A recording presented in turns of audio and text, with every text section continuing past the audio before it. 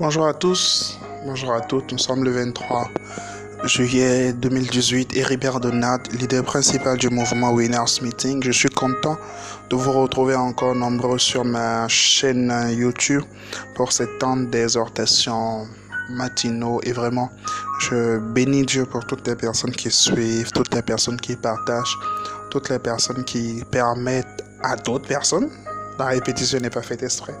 Toutes les personnes qui permettent à d'autres de recevoir, d'écouter les messages que le Saint-Esprit me donne de partager chaque lundi. Merci pour vos commentaires, merci pour vos retours qui sont assez positifs. Vraiment que le Seigneur nous garde ensemble et qu'il continue à écrire une magnifique histoire avec nous, avec la jeunesse. Nous croyons que c'est le temps où le Seigneur est en train de susciter une armée et vous qui m'écoutez ce matin, assurément, vous faites partie de cette armée de l'Éternel qu'il est en train de susciter dans ces temps de la fin. Restez bénis, restez vraiment richement bénis. Alors, juste avant de rentrer dans mon message de ce matin, j'aimerais juste vous informer que dans le mois de septembre, nous aurons un rendez-vous exceptionnel, le Winners Business Meeting, la deuxième édition. Nous avons eu la première édition l'année dernière qui avait pour thème comment devenir un créateur de richesse. Était exceptionnel. Plusieurs personnes ont été bénies, ont été challengées dans leurs entreprises, ont été boostées pour rentrer véritablement dans leur destinée. Et nous croyons que cette année également, le Seigneur fera extrêmement au-delà de ce que nous pouvons imaginer, de ce que nous pouvons penser. C'est un rendez-vous qui est vraiment focus sur l'entreprise et le monde des affaires. Bientôt, dans les prochaines semaines, dans les prochains jours, déjà cette semaine, la plateforme web sera lancée. Vous pourrez vous inscrire en ligne pour cet événement via notre site web. Alors prions pour rentrer dans le message de ce matin. Père, merci. Merci pour ta grâce, merci pour ta faveur. Merci car ce matin, tu nous donnes de partager ta parole. Reçois la gloire dans le nom de Jésus. Excellent Saint-Esprit, nous te prions de nous inspirer, de nous conduire, de nous révéler les profondeurs, Seigneur, de ta parole. Ce que tu as prévu pour nous ce matin, communique cela à notre esprit. Au nom de Christ Jésus, nous avons prié. Amen, amen, amen. Alors, mon thème de ce matin, c'est « Devenez radical ». Devenez un radical. Devenez un radical. Vous savez, nous sommes en train de nous approcher petit à petit des temps de la fin. Et quand nous parlons des temps de la fin, nous parlons surtout des temps difficiles. Oui, des temps où le Seigneur étendra son esprit, répandra son esprit sur toute chair. Mais nous ne devons pas également ignorer que ce sont des temps difficiles. Ce sont des temps où la foi sera beaucoup plus attaquée. Chaque jour, nous serons attaqués en fait dans notre foi. Ou du moins, plus les jours avancent, plus la tribulation deviendra grande par rapport à votre foi. Voyons ce que Jésus dit dans Luc au chapitre 18, verset 8. La deuxième partie du verset 8. Luc chapitre 18. La Bible dit, je vous le dis, il leur fera promptement justice. La deuxième partie dit ceci, un verset que nous connaissons tous. Mais quand le Fils de l'homme viendra, trouvera-t-il la foi sur terre? Quand le Fils de l'homme viendra, trouvera-t-il la foi sur terre? J'aimerais dire une chose à quelqu'un aujourd'hui. Vous savez, la vie chrétienne, la vie en Christ, elle est une vie qui est jalonnée d'épreuves. Elle est une vie qui est jalonnée de courants. Elle est une vie qui est jalonnée quand même de situations parfois difficiles, des situations difficiles de la vie qui peuvent nous fragiliser, qui peuvent fragiliser notre foi. Mais si aujourd'hui déjà, vous ne devenez pas un radical dans votre foi, en fait, vous n'avez pas à recevoir le Seigneur dans votre vie et puis à ne pas marcher avec le Seigneur complètement. Cela ne vous profite pas. Lorsque les épreuves viendront, lorsque les difficultés viendront, lorsque les challenges de la vie viendront, vous ne pourrez pas tenir en face de ces challenges. Devenez un radical dans votre foi.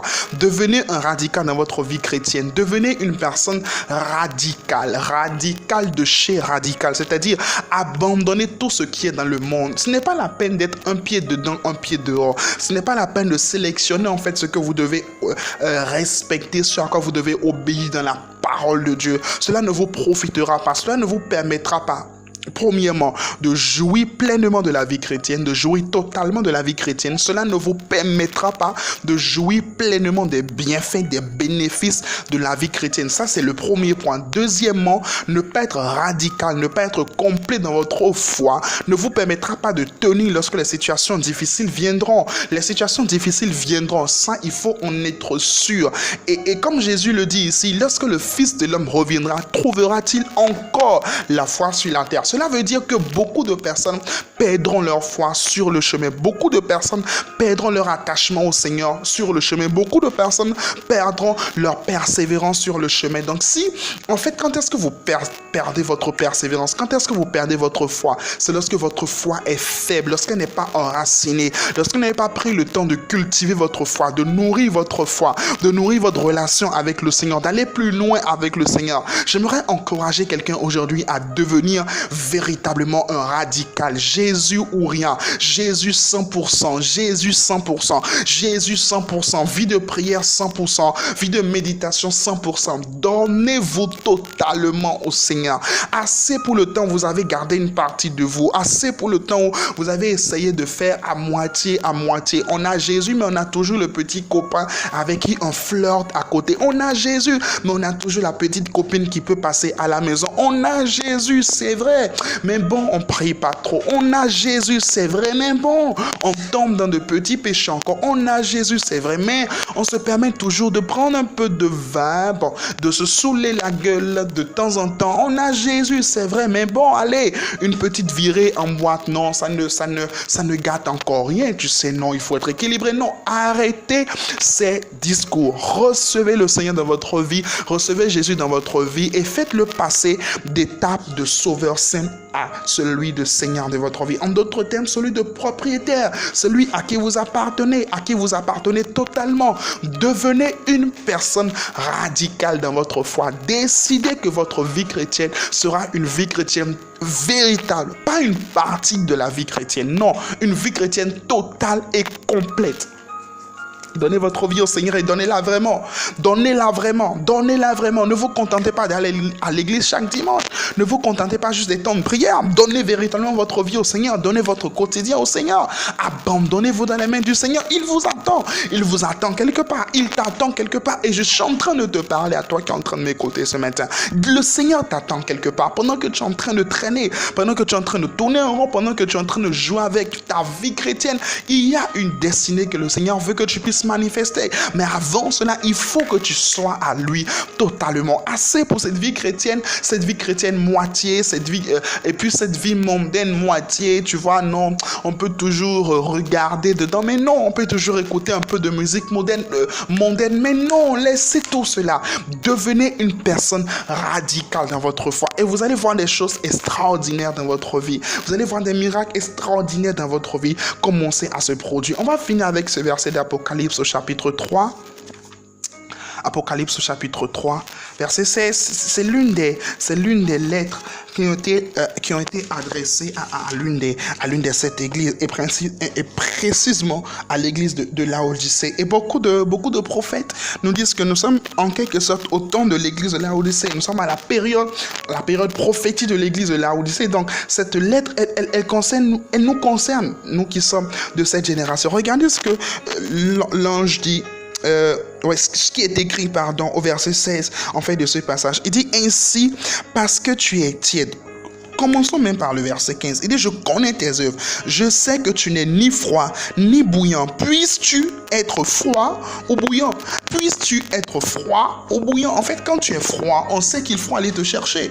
Tu comprends? Quand tu es froid, quand tu n'es pas encore dans le Seigneur, quand tu n'as pas encore donné ta vie à Jésus, on sait que tu es une âme qu'on doit aller chercher dans le monde et qu'on doit amener au Seigneur. Mais quand tu n'es pas froid, en fait, tu as donné ta vie au Seigneur, mais tu n'es pas vraiment chaud. Tu vois, tu n'es ni froid, tu n'es ni bouillant. En fait, on ne sait plus exactement dans quelle catégorie te classer. Et c'est dangereux pour toi. C'est dangereux. C'est très dangereux. Verset 16, il dit, ainsi parce que tu es tiède et que tu n'es ni froid ni bouillant, je te vomirai de ma bouche. Ah, je prie pour quelqu'un que le Seigneur ne te vomisse pas. Mais pour cela, il faut que tu deviennes radical dans ta foi. Deviens une personne bouillante pour le Seigneur. Où est passé ton zèle pour le Seigneur? Où est passée ta passion? Retrouve ta passion aujourd'hui. Redeviens un radical. C'est-à-dire, deviens radical dans ta foi, radical dans ta vie chrétienne. Jésus ou rien. Je prie que ce soit ton partage. C'est vraiment la pensée que le Seigneur m'a mis à cœur pour cette semaine. Devenez radical dans votre foi. Devenez-le. Les temps sont difficiles. Les temps deviennent difficiles. Et au-delà de tout cela, le Seigneur vous attend quelque part. Allez-y avec lui. Très bonne journée dans sa présence. Merci de partager, d'inviter vos amis, de commenter et de vous abonner à ma chaîne YouTube. Excellente journée à vous et très bonne semaine. Que Dieu vous bénisse.